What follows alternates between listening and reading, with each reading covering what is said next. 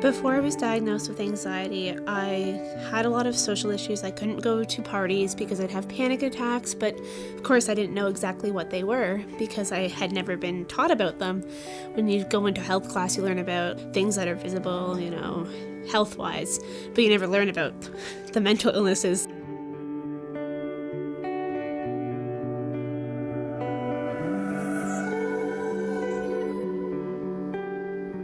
Those mental illnesses range in type and in severity, from disabling illnesses for some people, like schizophrenia, right through to much milder forms of mental illness that still cause disruption in people's functioning. You're always bombarded by sensory input, say in the classroom, right? Just walking in, how noisy it is, the kids are sniffing, they're loud, they may be jiggling their hands or their feet. You end up getting this sort of overall buildup of basically what's adrenaline, which you experience as anxiety.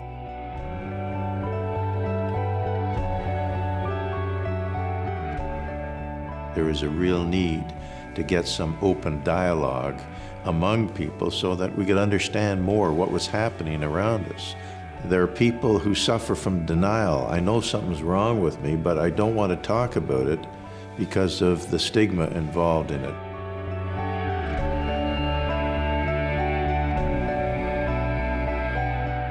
I used to sit in my room and I'd cry because I had so much homework to do. I couldn't do my homework because I was so stressed about having homework.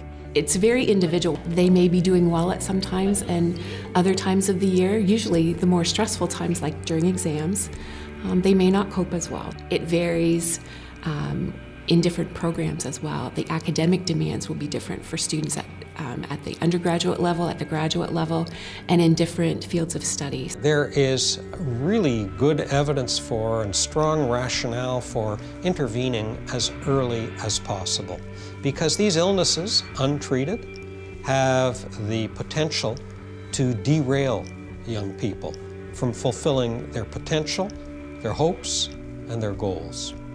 A couple of years after I started working with the Center for Addiction and Mental Health, our son became ill. He had depression, and he was hospitalized. He was very ill, and he took his own life after this became too much for him. I saw with Cameron the stigma of having this illness was very, very tough for him.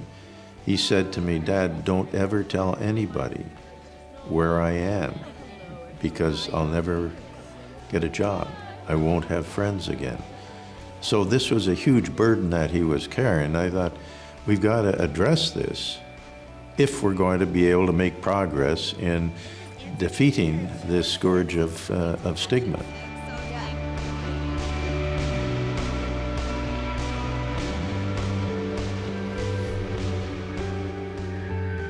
One in 5 Canadians every single year, not over the course of a lifetime, but every single year, experiences some form of mental illness. And we need to do something about it. And one of the things we need to do is better recognition, decreased stigma and discrimination, and better treatment.